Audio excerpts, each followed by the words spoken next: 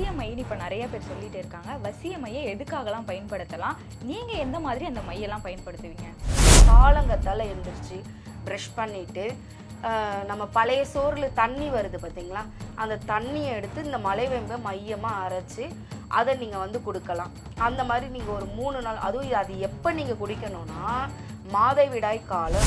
இப்போ இருக்க காலகட்டத்தில் பார்த்தீங்கன்னா எவ்வளோதான் சம்பாதிச்சாலும் கையில் காசு நிற்க மாட்டுது.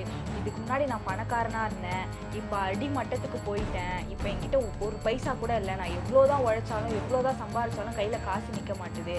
அதுக்கு உங்ககிட்ட ஏதாவது தீர்வு இருக்காங்க? மீடியாக்காக வந்து வைரல் ஆகணும், பண்ணணும், செய்யணும் அப்படின்றதுக்காக இவங்ககிட்டயும் வந்து காசு வாங்கிக்கிறது, அவங்ககிட்டயும் காசு வாங்கிக்கிறது, நான் தான் வந்து அகோரி அப்படி இப்படின்னு சொல்லி கொச்சப்படுத்துறது. ஓஎஸ் பக்தி நேயர்களுக்கு வணக்கம். ஆன்மீகம் சம்பந்தமாகவும் மாந்திரிகம் சம்பந்தமாகவும் டவுட்ஸ்களை நம்முடைய நினைந்திருக்கும் அகோரகாளி சரஸ்வதி அம்மா கிட்ட கேட்டு தெரிந்துப்போம். வணக்கம்மா. வணக்கம்மா. வசிய மைன்னு இப்போ நிறைய பேர் சொல்லிட்டு இருக்காங்க. வசிய மையை எதுக்காகலாம் பயன்படுத்தலாம்? நீங்க எந்த மாதிரி அந்த மையெல்லாம் பயன்படுத்துவீங்க? இப்போ மயிலே வந்து பார்த்திங்கன்னா நிறைய விஷயங்கள் வந்து இருக்குது.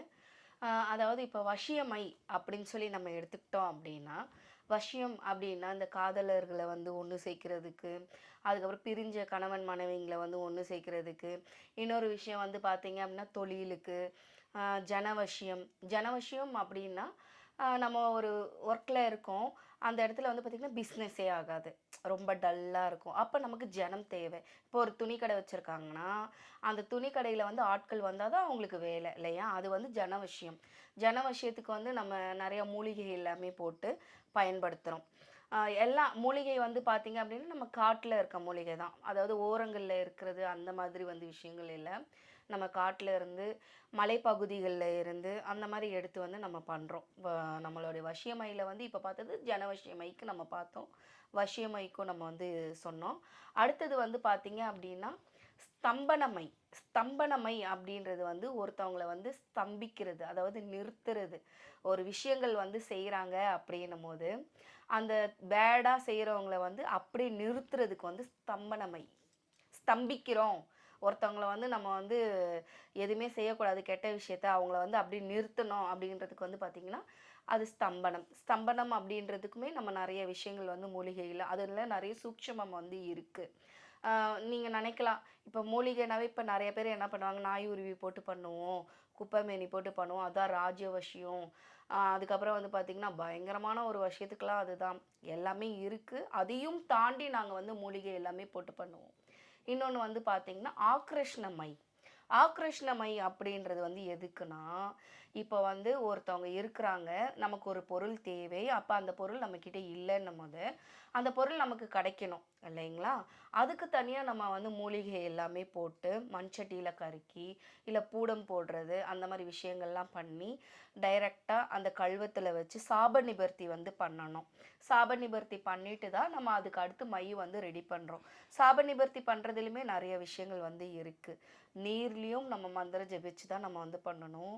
மூலிகை எடுக்கும்போது மூலிகையோடைய உயிர் போகாமல், அதுக்கு வலிக்காமல் தெரியாமல் அதுக்குமே நம்ம வந்து நிறைய விஷயங்கள் அவங்களுக்கு வந்து மந்திரம் ஜெபிச்சு தான் நம்ம வந்து எடுக்கணும். எடுத்து அப்படியெல்லாம் நம்ம பயன்படுத்தினா தான் அந்த மைக்கு வந்து பார்த்திங்கன்னா உயிர் கிடைக்கும். அதாவது உயிர் வந்து நம்ம எப்படி கொடுக்கணும், இப்போ நம்ம அரைக்கிறது வந்து பெரிய விஷயம் கிடையாது, உயிர் கொடுக்கறதுலேயும் வந்து ஒரு விஷயங்கள் இருக்குது.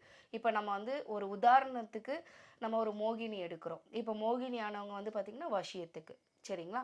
அப்போ அந்த வசியத்துக்கு நம்ம எடுக்கிறோம் அப்படின்னும் போது என்ன ஆகும்னா அவங்களுடைய மந்திரங்கள் நம்ம சித்தி பண்ணணும். சித்தி பண்ணி படையல் போடணும். முறைப்படி படையல் போட்டு அந்த ஒரு மூலிகை ஆணி வேர் வராமல் எடுத்து அவங்களுக்கு மஞ்சள் பால்லாம் போட்டு கழுகி அதுக்கப்புறமா தான் நம்ம மண்சட்டியில் கருக்கி இந்த வேலைகளை எல்லாமே செய்யணும். நாங்கள் ஒன்று கேள்விப்பட்டோம், உங்ககிட்ட நிறைய பேர் வந்து குழந்தை இல்லாதவங்க தான் வராங்க அப்படின்னு சொல்லிட்டு. அதுக்கு நீங்கள் மாந்திரிகம் பண்ணுறீங்களா? அதுக்காக மையம் நீங்கள் வச்சுருக்கீங்களா? நீங்கள் கேட்ட கேள்வி வந்து பார்த்தீங்க அப்படின்னா ரொம்பவே ஒரு அருமையான கேள்வி. இப்போ நிறைய பேருக்கு வந்து ஏன் குழந்தை வந்து நிற்க மாட்டேங்குது, கரு தங்க மாட்டேங்குது அப்படின்னு சொல்லி பார்த்தீங்க அப்படின்னா, ஒன்று அவங்களுடைய உடல் ரீதியாகவும் அதுக்கு வந்து காரணங்கள் வந்து இருக்குது. அதாவது எடுத்ததுக்கெல்லாம் வந்து மாந்திரிகம் அப்படின்றது வந்து இல்லை. ஃபஸ்ட்டு நீங்கள் வந்து என்ன பண்ணுறீங்கன்னா, இப்போ ஒரு தைராய்டு இருக்குது அப்படின்னா அவங்களுக்கு கொஞ்சம் டிலே ஆகுது. அதுக்கப்புறம் சில பேருக்கு வந்து நீர் கட்டி அந்த மாதிரிலாம் நிறைய விஷயங்கள் வர ஆரம்பிச்சிருச்சு. அதுவுமே இல்லாமல் எனக்கு எந்த நோயுமே இல்லைம்மா, ஆனாலும் எனக்கு குழந்தை நிற்க மாட்டேங்குது, ஏன் அப்படின்னு எனக்கு தெரிய மாட்டேங்குது அப்படின்னா, அவங்களுடைய பித்ருக்கள் தோஷம் அப்படின்னா என்ன? பித்ருக்கள் தோஷம் அப்படின்னா, உங்களுக்கு வந்து முன்னோர்கள் பாவம். அந்த முன்னோர்கள் பாவம் வந்து என்ன செய்யும்? உங்களுக்கு கரு நின்னாலும் அது அழிஞ்சு போகுறதுக்கு வந்து 1 மாசம் இல்ல ஒரு 45 நாள் வரதுக்குள்ளேயே அதுவே ரிமூவ் ஆயிடும். இன்னொன்னு வந்து பார்த்தீங்க அப்படின்னா, நம்ம வீட்ல வந்து ஒரு சில வீடு கட்டுறதுக்கு ஸ்டார்ட் பண்ணுவோம். ஸ்டார்ட் பண்ணும்போது வந்து நெறைய தடங்கல் எல்லாமே வரும். அப்ப நீங்க ஒரு பாதி கட்டிட்டு பாதி அப்படியே விடுற நிலைமைக்கு அவங்க வந்து திடீர்னு பிரெக்னன்ட் ஆகுறாங்க அப்படின்ற ஒரு விஷயத்த கொண்டுட்டு வருவாங்க. பார்த்தா அதில அவங்க வந்து கன்சீவா இருந்து அப்படியே ரிமூவ் ஆயிடும். அப்புறம் இன்னொன்னு வந்து பார்த்தீங்க அப்படின்னா, நம்மளுடைய பூமி கோளாறு. நம்ம பூமி கோளாறுன்றது வந்து மெயின் இதில வந்து இருக்கு. எப்படின்னா, பூமியோடைய கனெக்ஷனும், நம்ம கனெக்ஷனும் ஒண்ணு. செப்டிக் டேங்க் இருக்கு பார்த்தீங்களா? அந்த செப்டிக் டேங்க்க வந்து நீங்க வந்து இடம் மாற்றணும்.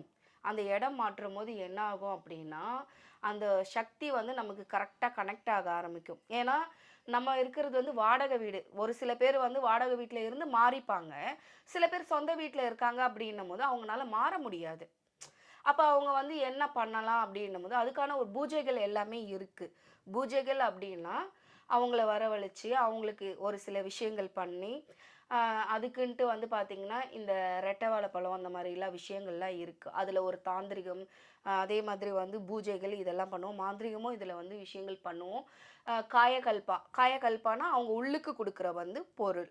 ஒரு லேகியம் மாரியோ, இல்ல மருந்து மாரியோ நாங்க குடுப்போம். உடம்பு கண்டிஷன பார்த்துட்டு தான் குடுப்போம். எல்லாருக்குமே கிடையாது. அது ஒண்ணு இருக்கு. அதுக்கப்புறம் வந்து பார்த்தீங்க அப்டின்னா, இயல்பாவே வந்து அவங்களுக்கு உடம்புல தாங்கக்கூடிய சக்தி இருக்காது. சில பேருக்கு உடம்பு ஹீட்டாவே எனி டைம் இருந்துகிட்டே இருக்கும். சில பேருக்கு 2மே கலந்துமே இருக்கும். அந்த மாரி இருக்கிறவங்க வந்து பார்த்தீங்க அப்டின்னா, 2த்தையுமே நீங்க வந்து ஒரு நார்மலுக்கு கொண்டு வரணும். கொண்டு வந்து வயித்துல சில பேர் வந்து என்ன பண்ணுவாங்க, பூச்சி நெறையா இருந்தாலும் குழந்தைகள் நிக்காது. அதுக்கு நீங்க வந்து மலைவேம்பு இருக்கு பார்த்தீங்களா? அத வந்து என்ன பண்றீங்க, காலங்காத்தால எந்திரிச்சு பிரஷ் பண்ணிட்டு, நம்ம பழைய சோறுல தண்ணி வருது பார்த்தீங்களா? அந்த தண்ணிய எடுத்து இந்த மலைவேம்ப மையமா அரைச்சு, அத நீங்க வந்து குடுக்கலாம். அந்த மாரி நீங்க ஒரு 3 நாள் அதுவும் அது எப்ப நீங்க குடிக்கணும்னா, மாதவிடாய் காலம். இன்னைக்கு நீங்க மாதவிடாய் ஆகுறீங்கன்னா, அதுக்கு மறுநாள், அதுக்கு அடுத்து மறுநாள், இந்த மாரி வந்து 3 நாள் எடுத்துக்கணும். அந்த மாரி 3 நாள் எடுக்கும்போது கிளியர் ஆயிடும்.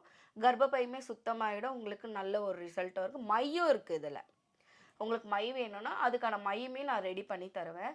அத நீங்க வந்து பயன்படுத்திட்டு வரலாம். அந்த மாரி பயன்படுத்திட்டு வரும்போது உங்களுக்கு நல்ல ரிசல்ட் இருக்கு. இப்போ இருக்க காலகட்டத்துல பார்த்தீங்கன்னா, எவ்வளோதான் சம்பாரிச்சாலும் கையில காசு நிக்க மாட்டுது. இதுக்கு முன்னாடி நான் பணக்காரனா இருந்தேன்.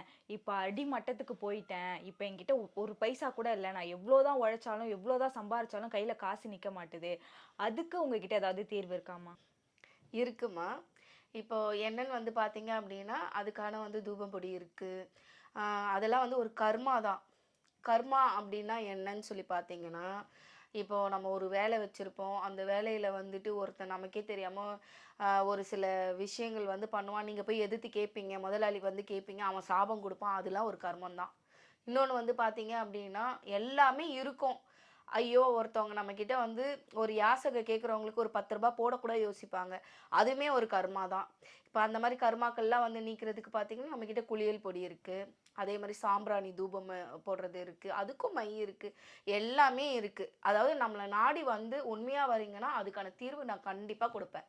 அதே மாரி இப்ப அகோரிகள்னு சொல்லிட்டு இல்லற வாழ்க்கையும் வாழ்ந்துட்டு இருக்காங்க. அந்த மாரி அகோரிகள்னு சொல்லி சுத்திட்டு இருக்காங்க. அத பத்தி நீங்க என்ன நினைக்கிறீங்க? இப்போ வந்து பார்த்தீங்க அப்டின்னா, அகோரி வாழ்க்கை அப்டின்றது வந்து நம்ம நெனைக்கிற மாரி சாதாரண ஒரு வாழ்க்கை கிடையாது. ரொம்ப பாவம் தெரியுங்களா அவங்கலாம். அதாவது வந்து அவங்க வாழ்ற வாழ்க்கை வந்து ஒரு மரணமே. தினம் தினம் அவங்க அனுபவிக்கிற ஒரு வலிகள் எல்லாமே வந்து பார்த்தீங்கன்னா, ரொம்ப பயங்கரமான ஒரு வலி. அதுக்காகவே வந்து அவங்க பயங்கரமா அவங்க உடம்பெல்லாம் அர்ப்பணிச்சு தான் அவங்க பண்ணுவாங்க.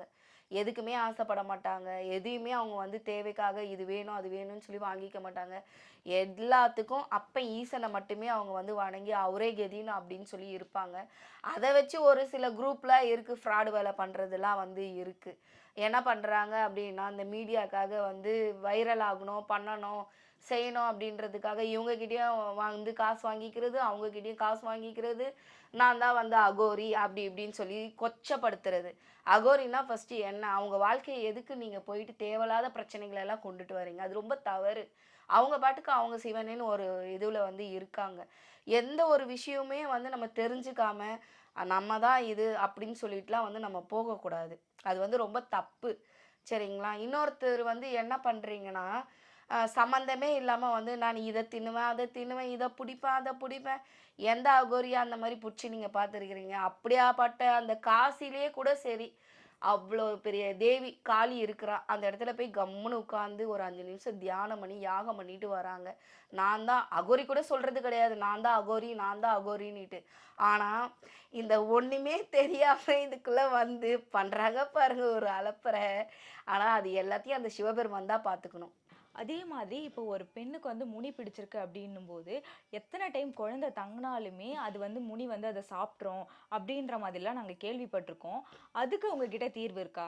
இப்போ நம்ம வந்து முனிய பத்தி நம்ம வந்து நீங்க கேட்டீங்க இல்லையா? அது வந்து பார்த்தீங்கன்னா, நம்ம பூஜைகள்லாம் வந்து நம்ம வந்து பண்ணலாம். இன்னொன்னு வந்து பார்த்தீங்க அப்டின்னா, அந்த பூஜைகளுக்கு வந்து நெறைய விஷயங்கள் வந்து இருக்கு. அவங்க நேரடியா வரணும். அதுக்கப்புறம் அவங்கள வச்சு ஒரு சில கழுப்பு மாரி எல்லாம் எடுத்து சரி பண்ணதுக்கப்புறமா அது நிவர்த்தி ஆகும். அதுக்கு ஹோமங்கள் அது மாரிலாம் இருக்கு. நீங்க நேரடியா வாங்க அதுக்கு. இந்த நிகழ்ச்சியை பற்றிய உங்கள் கருத்துக்களை கீழிருக்கும் தொலைபேசி எண் மற்றும் மின்னஞ்சலில் தெரிவிக்கலாம்.